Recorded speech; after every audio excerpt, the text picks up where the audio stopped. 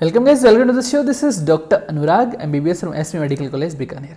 So guys, today's our topic is International Classification of Disease. ठीक है, short note आपके आता रहता है गाइज. ये फैक्ट्स हैं, इसके अंदर समझने की कोई चीज़ नहीं है. फैक्ट्स हैं इस टॉपिक के अंदर. ठीक है, इसमें WHO का रोल होता है. गाइज WHO ने गाइज बहुत सारे क्लासिफिकेशन दे रखे हैं. ठीक है, बहुत सारे क्लासिफिकेशन दे रखे हैं. इसमें 3 क्लासिफिकेशन हैं गाइज. पहला क्लासिफिकेशन होता है इंटरनेशनल क्लासिफिकेशन ऑफ डिजीज. ये क्या है गाइस? ये एक तरह की बुक है. इंटरनेशनल क्लासिफिकेशन ऑफ डिजीज क्या है? एक तरह की बुक है. ठीक है, बुक है, एक तरह की बुक है. उस बुक के अंदर वेरियस डिजीजेस, ध्यान सुनना, वेरियस डिजीजेस के डाटा रहते हैं. वेरियस डिजीजेस की कुंडली रहती है.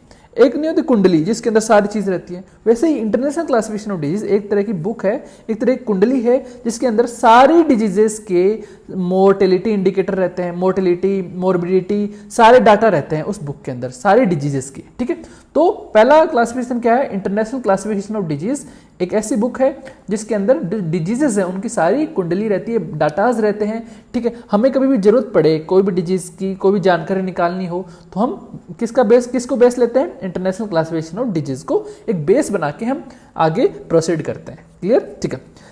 एक उसी तरह का है गाइज, अगर हेल्थ और डिसेबिलिटी के लिए कुछ अलग बुक हो तो उसे बोलते हैं international classification of functioning, disability and health. अगर international classification of health interventions के लिए कुछ अलग क्लासिफिकेशन दे रखा हो WHO ने तो ये ICHI है. ICHI है. क्लियर? ठीक है, तो हमें मेनली क्या पढ़ना है? ICD पढ़ना है, इंटरनेशनल क्लासिफिकेशन ऑफ डिजीज. ठीक है, इस तरह की बुक्स होती हैं गाइस. ICD-10, ICD-11, ये एडिशन के हिसाब से चलती हैं. ये 11 हो गया, ये 10 हो गया. ठीक है, अब गाइस ये एडिट कब होता रहता है? 10 साल से ये एडिट होते रहते हैं. जैसे पहले 10 थी तो अब नया एडिशन आया तो 11. 10 साल से मतलब 10 ईयर से ये चेंज होता रहता है, मतलब दूसरा एडिशन आता रहता है. क्लियर? ठीक है, तो इंटरनेशनल क्लासिफिकेशन डिजीज कौन प्रोड्यूस करता है? WHO प्रोड्यूस करता है. इसके अंदर गाइज क्या होता है? जो डिजीजेस की मोर्टेलिटी एंड मोर्बिडिटी डाटा जो होती हैं वो सारी रहती हैं, उनका सबका क्लासिफिकेशन रहता है. ठीक है, ठीक है, तो international standard diagnostic classification for morbidity and mortality data in the world. Clear? And guys इसको जो इंटरनेशनल क्लासिफिकेशन डिजीज है इस बुक को हम बेस बनाते हैं. जैसे हमें कोई भी डिजीज के बारे में स्टडी करनी है, कोई भी डिजीज की ये कहाँ हो रही है, इसके ये मोर्टेलिटी क्या है इसकी, तो हम बेस बनाते हैं कि भाई इस बुक में ये लिखा हुआ है, ICD-10 में ये लिखा हुआ है, इसलिए हम यही मानेंगे. ठीक है, तो बेस बनाते हैं. बेस बना के base of health field used as a base health field for epidemiological and health management purpose. ठीक है, 10 साल से रिवाइज होती रहती है, मैंने आपको बताया. And guys it aligns with glass. ये ग्लास को अलाइन करती है, मतलब जो ग्लास है वो भी आजकल इंटरनेशनल क्लासिफिकेशन ऑफ डिजीज में आ गया है. अब ग्लास क्या चीज़ है guys? Global anti microbial resistance system होता है, वो भी आजकल किस में इंक्लूड कर दिया गया है? इंटरनेशनल क्लासिफिकेशन ऑफ डिजीजेस के अंदर ही इंक्लूड कर दिया गया है. क्लियर हो गया कंसेप्ट? आगे चलते हैं.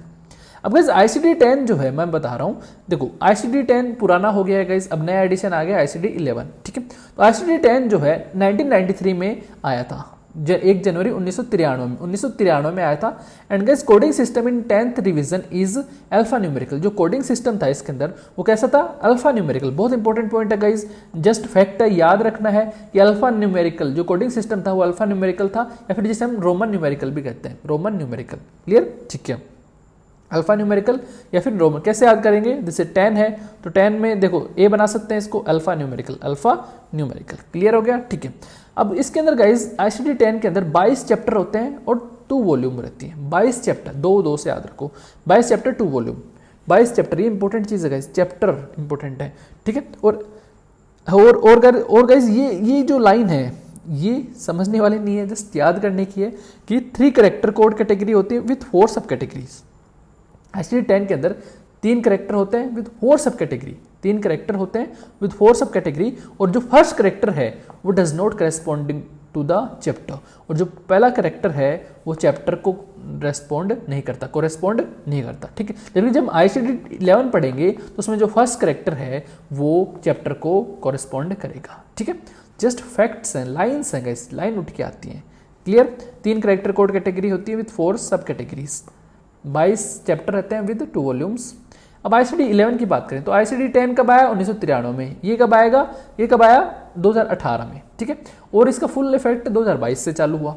इसमें जो न्यूमेरिकल होता है अरेबिकल होता है। कैसा होता है? अरेबिकल। वहाँ पर क्या था? अल्फा न्यूमेरिकल था, अल्फा न्यूमेरिकल था। यहाँ पर अरेबिकल न्यूमेरिकल होता है, ठीक है। इसमें क्या होता है? 4 कैरेक्टर कोड कैटेगरी विद 2 सब कैटेगरीज। वहाँ पर क्या था? 3 कैरेक्टर कोड कैटेगरी था विद 4 सब कैटेगरी। तो कैसे याद कर सकते हो? याद कैसे करना है मैं बता रहा हूँ। इसको ऐसे याद रखना है, HD10 में 34 याद रखना है, 3 कैरेक्टर कोड कैटेगरी विद 4 सब कैटेगरी। यहाँ पर क्या याद रखना है? 42, 4 कैरेक्टर कोड कैटेगरी विद 2 सब कैटेगरीज, ठीक है। तो 34 42 34 42 34 42, और इसमें फर्स्ट कैरेक्टर जो है वो चैप्टर नेम को कोरिस्पॉन्ड करता है, ठीक है, ओके।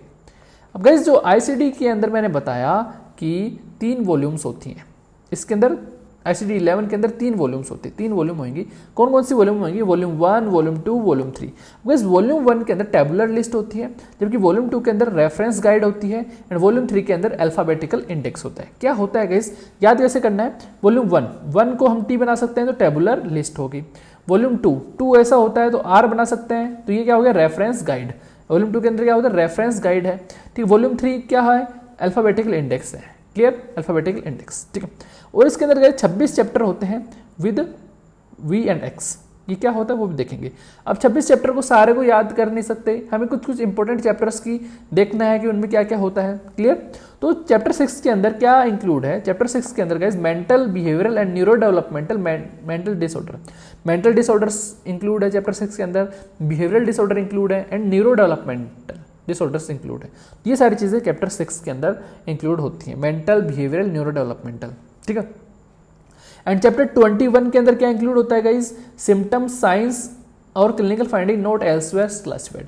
ऐसे सिम्टम, साइन और क्लिनिकल फाइंडिंग जो कहीं भी क्लासिफाइड नहीं की गई हैं वो कहाँ पर देखी जाएंगी? चैप्टर 21 के अंदर। चैप्टर 21 के अंदर नोट्स में चैप्टर 11 लिख रखा है यहाँ पे, तो उसे चेंज कर लेना गाइज। वापस बोल रहा हूँ, नोट्स के अंदर यहाँ पर चैप्टर 11 लिख रखा है, उसको 21 कर लेना, 21 कर लेना, क्लियर, ओके।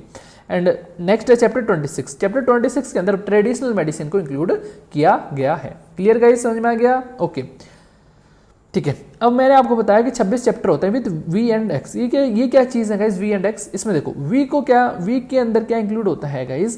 जो सप्लीमेंट्री सेक्शंस होते हैं फॉर फंक्शनिंग असेसमेंट। V के अंदर सप्लीमेंट्री सेक्शंस को इंक्लूड किया जाता है, किसके लिए? फंक्शनिंग असेसमेंट के लिए, क्लियर। और X से आपको पता चल रहा है X से एक्सटेंशन कोड यहाँ पर इंक्लूड है।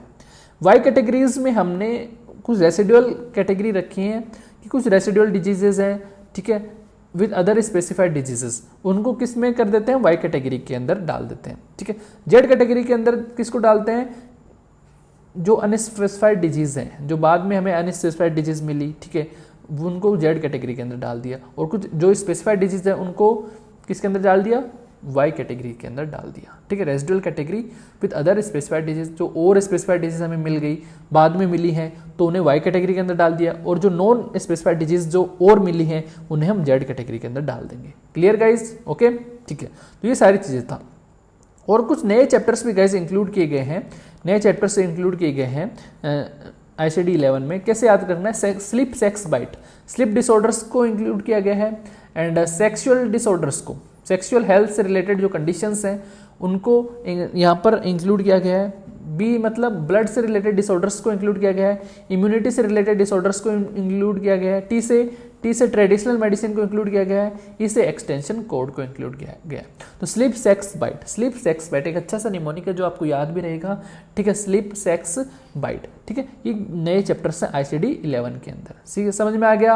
होप गाइज, जस्ट फैक्ट्स हैं गाइज। 3 देखो कैसे याद रखना है ICD 10, वापस मैं बता रहा हूँ ICD 10 को कैसे याद रखना है? 32, 3 कैरेक्टर कोड विद 2 सब कैटेगरीज या 4 सब कैटेगरीज, सॉरी 32 नहीं 34 था, 3 कैरेक्टर कोड कैटेगरी विद 4 सब कैटेगरी, मैं भी कंफ्यूज हो जाता हूँ, ठीक है, ठीक है। ये चीज याद रखना है। यहाँ पर 22 चैप्टर होते हैं, 2 वॉल्यूम होती है। वहां पर कितने चैप्टर थे गाइज? 26 चैप्टर। ICD 11 में 26 chapter with V and X, clear. Volume 3 होती है, कैसे याद रखना है? वॉल्यूम 1 को T से जैसे टेबुलर, एंड 2 को R reference guide, and volume 3 है तो अल्फाबेटिकल इंडेक्स, ठीक है, ओके, क्लियर।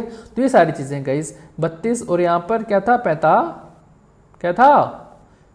42, ठीक है, 42, 4 कैरेक्टर कोड कैटेगरी 2 सब कैटेगरीज। न्यूमेरिकल ध्यान रखना है, वहां पर अल्फा न्यूमेरिकल था, यहाँ पर अरेबिकल न्यूमेरिकल है, ठीक है, क्लियर हो गया। न्यू चैप्टर से याद रखना है रैपिड, सेक्स, बाइट, स्लिप्स एक्सपाइट। क्लियर? ओके, तो ये वीडियो कंप्लीट हुआ गाइज, थोड़ा सा लंबा खिंच गया है रिवीजन के चक्कर में। For notes and more videos you can download our app on play store पर जाइए, अच्छे से पढ़िए गाइज, चिल होके, ठीक है।